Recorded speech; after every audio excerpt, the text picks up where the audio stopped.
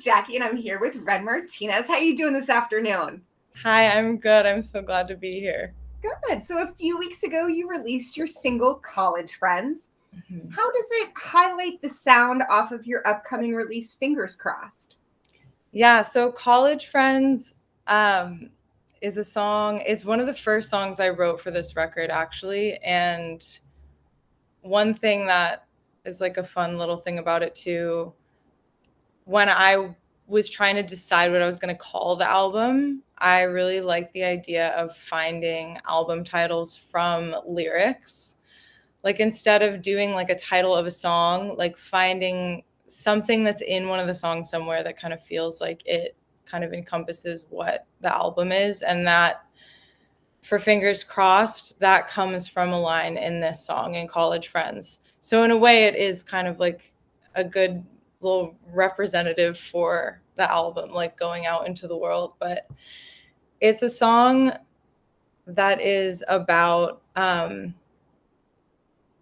of like the world that you are creating as a young adult, like coming out of that time in your life and into kind of the first period of your life where it feels like your actual life. And the things that you kind of end up taking with you, the things that you end up leaving behind, the people that you try to kind of build a foundation with, and the ways that that can be really beautiful and also can go really wrong. Um, and this song is I think it's like a very bittersweet song. I wrote it when I was listening to a ton of like Frank Ocean. I think it's kind of like in that vein a little bit, that like emotional songwriter, intimate, um, really detailed vein. There's like a lot of really small intimate details that like came out of my life that kind of go into the song and just build it and build it and build it until it kind of just like breaks. And I think that is a lot of what this whole album is for me. It's like, there's the cat.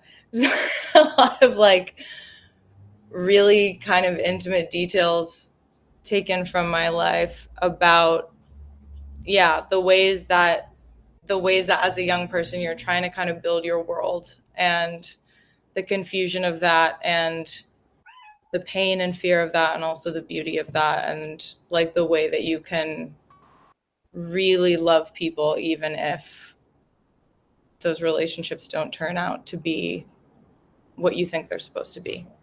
So yeah. I say it because the song is so detailed. Yeah. It had to have been autobiographical. I was like, either this or you are very good at what you do, but like that's some next level. That's some next level stuff. So, do you think that it will be cathartic or challenging to perform things that are so personal?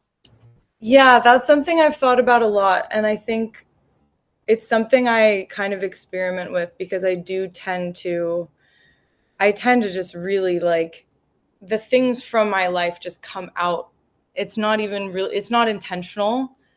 Sometimes I'm happy when I'm able to kind of put something in that's not actually real detail. And that's something I'm like, as I go, trying to do more to kind of find ways to express those real feelings with things that don't necessarily have to be so specific. But I think for me, like, it's really amazing the degree to which you can kind of just, if you keep at the practice of it, like I've started to think of it like alchemy. Like it feels like alchemizing.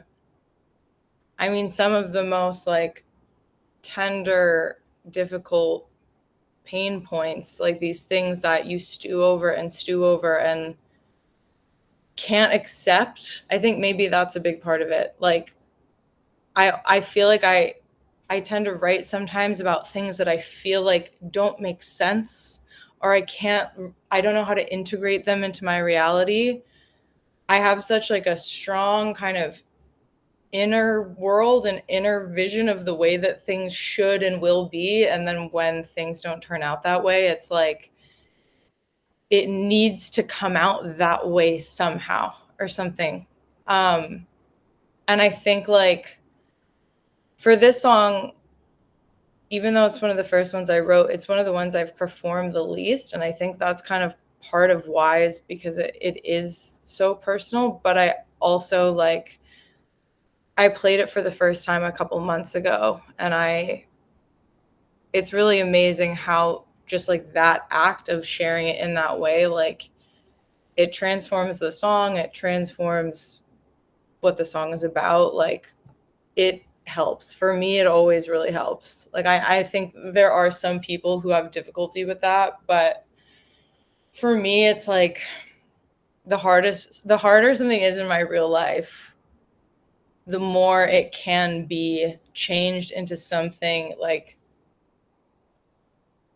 meaningfully positive by sharing it and by turning it into music and by sharing it in a room full of people. So I think, long-winded answer, I think it's gonna be good. I think it's a very brave way to process something. Yeah, I mean, God. That's the positive spin on Yeah, it. no, totally. It's funny because it's like, yeah, I mean, I think that's another thing, just like about time going by, and like when you're a writer, like any kind of artist or creative person, I think it is that thing of like the only way out is through. Like that is what I feel like I kind of see over and over again. Um, and yeah, like I appreciate that. That is like nice to hear. But yeah, I think like finding a lens through which you can really look at that stuff can be transformative for how you like function in the world. And yeah, it's not always easy, but like that's the thing. Sometimes it ends up turning into something that can stand on its own as this thing that you're really proud of, and it's like amazing.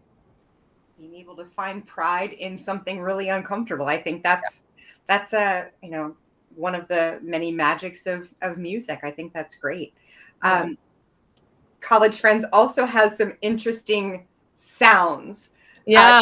Tell the viewers about the different kind of sounds you were able to incorporate that are not necessarily musical ones. Yeah. So I wanted to do something like that, and I was trying to figure out where to do it, and this song felt kind of like the perfect place because it gets so like immersive with all of these details in the bridge. And I love like one of my best friends, Maddie Ross, who's also amazing musician, like really awesome like pop punk.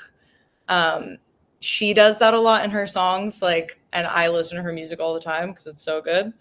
And there's like whistles and claps and like car horns and stuff. And it's like I have to credit her. She grew up like obsessed with Eminem, like crazy. Like has like like can fully just memorized, like just unload, like it's nuts. And I've noticed that also listening to Eminem, and like it's a hip hop thing for sure, not just Eminem, but like those kind of punctuations of these other sounds coming in. And for this song, like there was a couple things that really I knew I wanted, which is like when you kind of come into the bridge, the first line of the bridge is sitting in your car eating In and Out. And I think before that moment, the song is kind of floating and it's not super specific. And then it kind of crashes into like this, like, just like this kind of avalanche of imagery. And so I was like, I want to just kind of like crash down into the passenger seat of this car. And my roommate at the time, Steph, who is the best, has this car. She probably still has it. Ancient Honda. Like, I don't know where she got it. I don't know if it's still running, but like had a comical like sound effect type sound when you turn on the engine. And in COVID, like when we would just drive around in her car, like I was like, this sound is incredible. And I need it to be this sound. And I think it's probably just a voice memo, I think is what we did, like just an iPhone voice memo of her turning on the engine. So that's kind of the start of it. And it is like, it sounds kind of percussive too. And then at the end of it, I have like at the end of that section, the last kind of little stanza of it, text me when you're lonely at the Echoplex. And I wanted to kind of bookend it in this way of like, you know, to me, what is like the most emotional thing in the world is like being at a show. And like the song is also, and then the whole record is very much also about like being in LA, being a musician in LA, all these kinds of settings, all these like, again, like sights and sounds.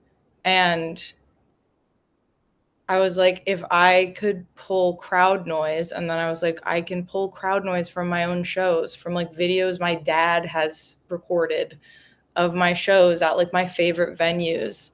And I pulled that out. Like Brian and I, you know, this was a lot of stuff that we did just like in his bedroom, Brian, my producer, and just kind of like layering these crowd noises to kind of build. And it's like both of them are not, you might miss them if you're not listening for them.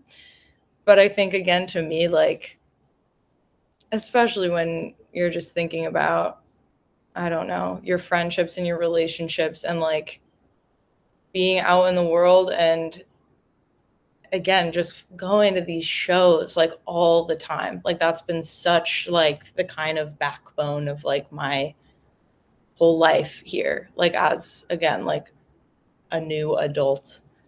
And I was so excited. Like when I heard it, I was just like, that's exactly what I was hoping for.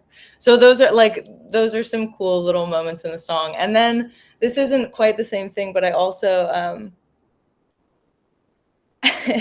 I like this song a little bit, kind of, there's something about it that reminds me a little bit of Peter Pan. Like I just was thinking about Peter Pan and Neverland, and probably coming along with this difficulty of kind of this transition into feeling like, okay, like I'm a real person and my actions have consequences, and the kind of pain of that, and the kind of wistfulness about not wanting to be a kid, but also understanding that like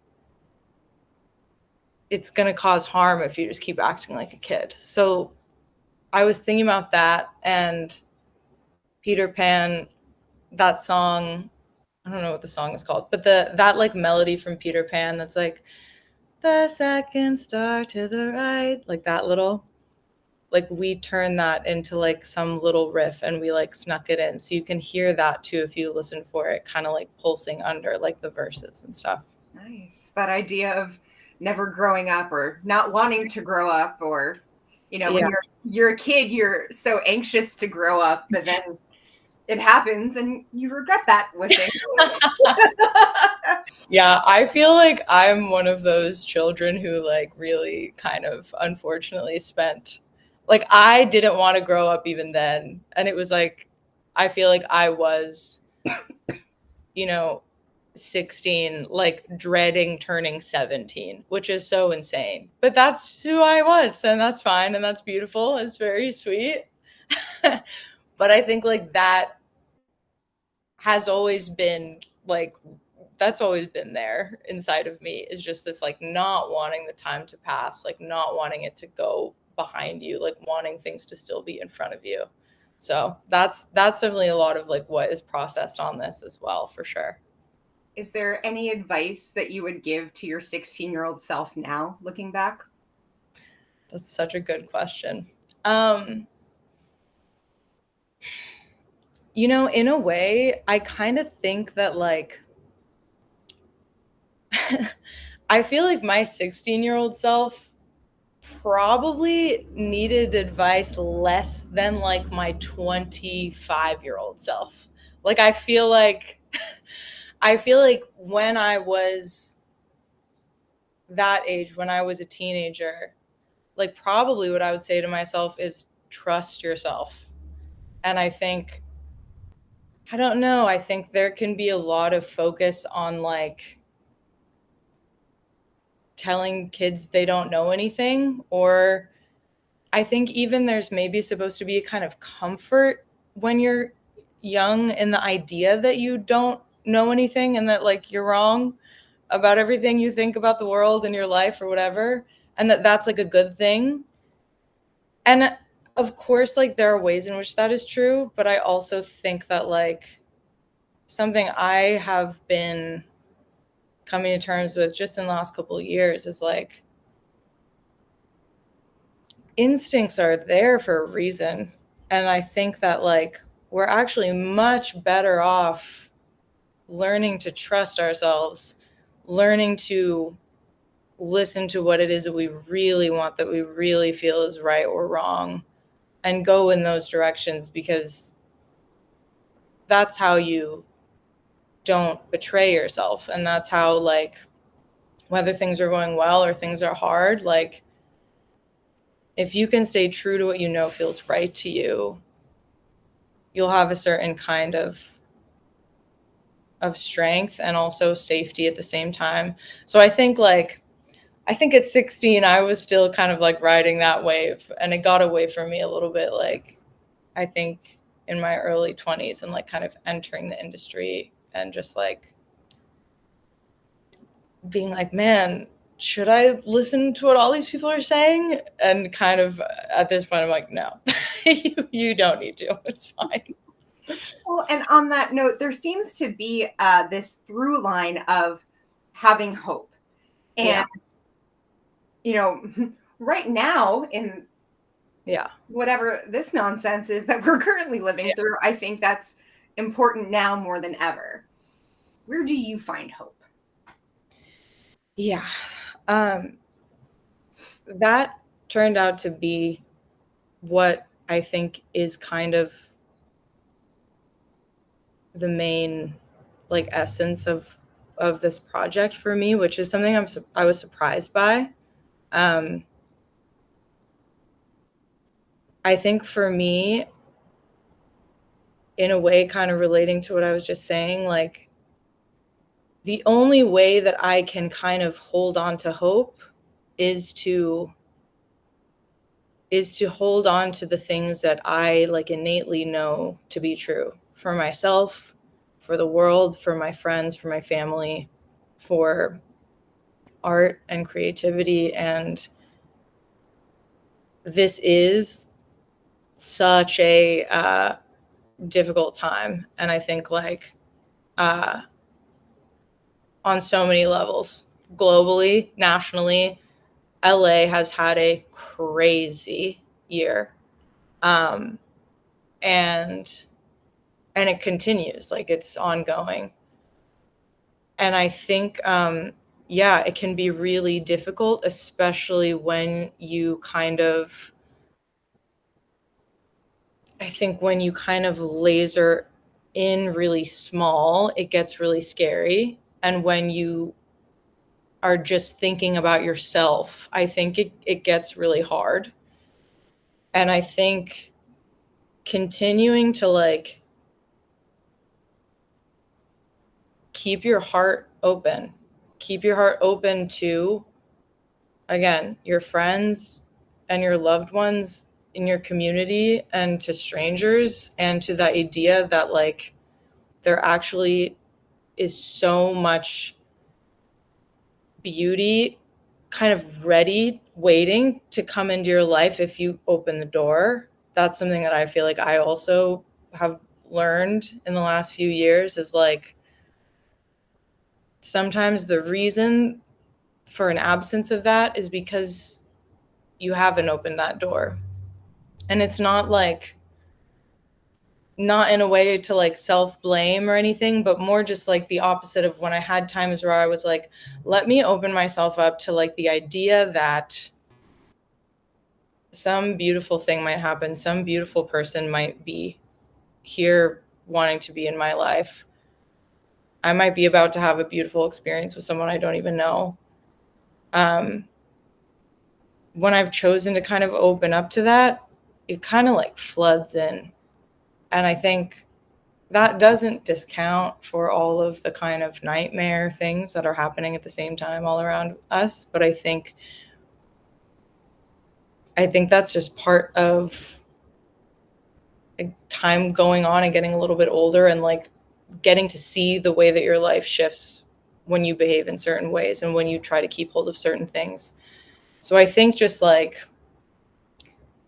I think it's that. I think holding on to hope has to do with, again, yeah, just holding on to what you know to be true. And that if you can do that, you will be okay. And that you can be a force for positivity for other people, for your community, if you hold on to your own values.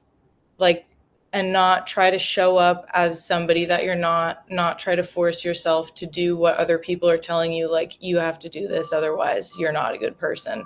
And if you know that that is ridiculous, you don't need to take it on, and you'll be better off, and like you'll be better able to, you know, show up in the world in a way that makes the world more how you think it should be, I guess. Some excellent advice. I'm thought about it a lot. I'm gonna replay that later on for myself when I need to. Me, just listen to that. Yeah. In the indie music space, I feel like artists such as yourself kind of have to do everything, right? You're in charge of songwriting, recording, producing, promoting, performing. But and I'll, again, to put a positive spin on thing, what's the most underrated part? That's such a good question again.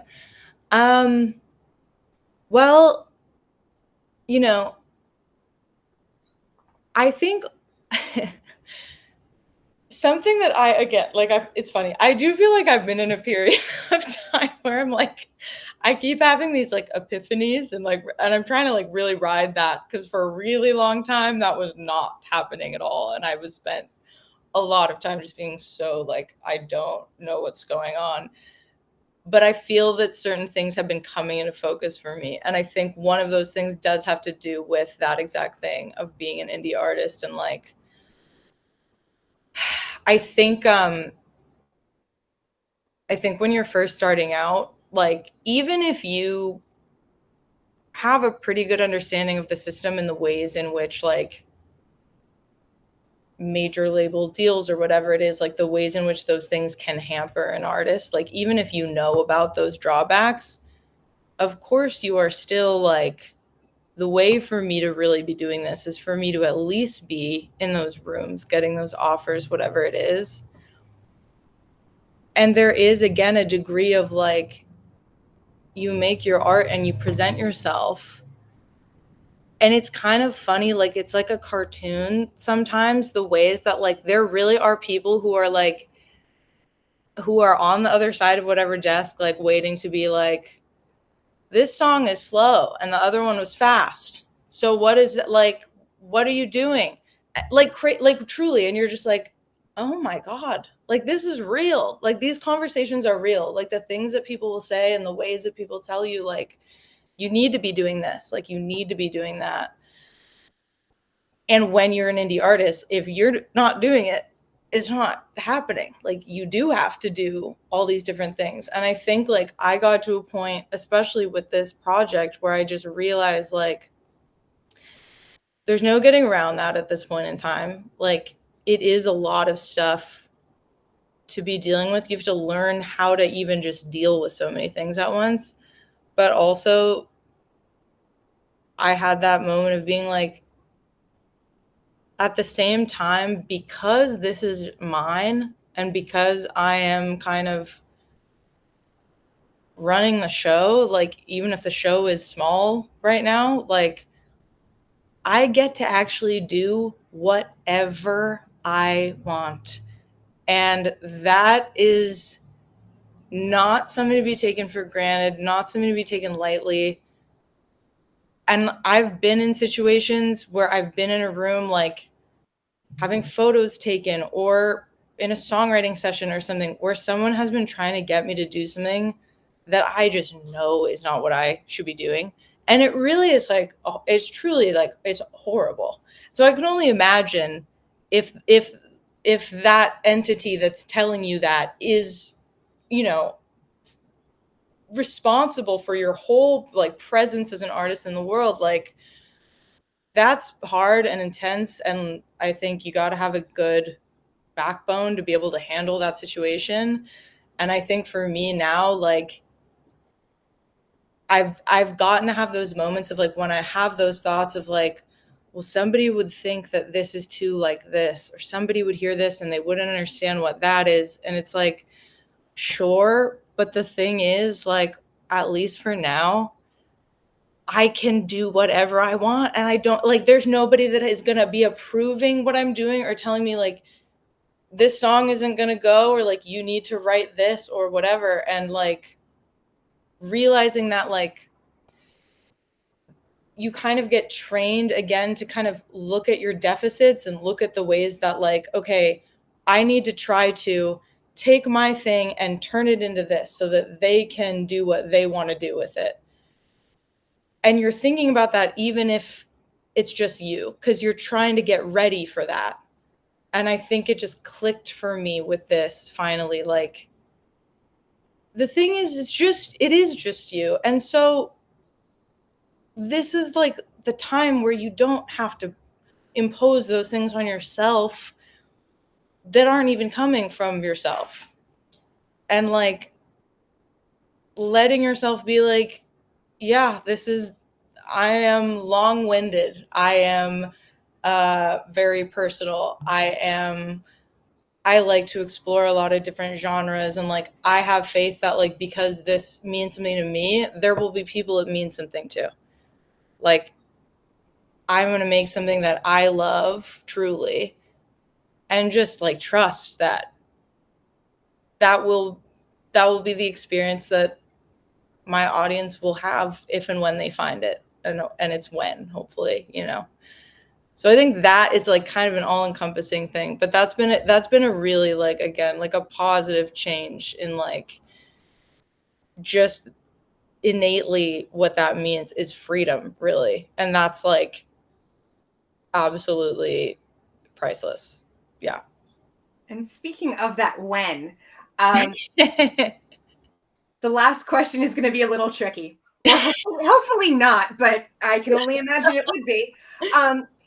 Speaking of the when and how do people find you? How do you balance authenticity with, you know, the realities of social media and having to be also your self-promotion tool? Yeah. Again, I've spent so much time thinking about this. I was talking about it in therapy this morning. Yeah, it's crazy. And it's complicated. It is like hard to kind of just like, it's hard to sum up because there's so much at play. I think like, I don't know, again, I feel like we just live in a time where like there are all of these things in place right now that you're just like, well, you have to do this. This is what you do. You have to do it. Suck it up, do it. And yet at the same time, the majority of people, like I think most people, they don't want to do it.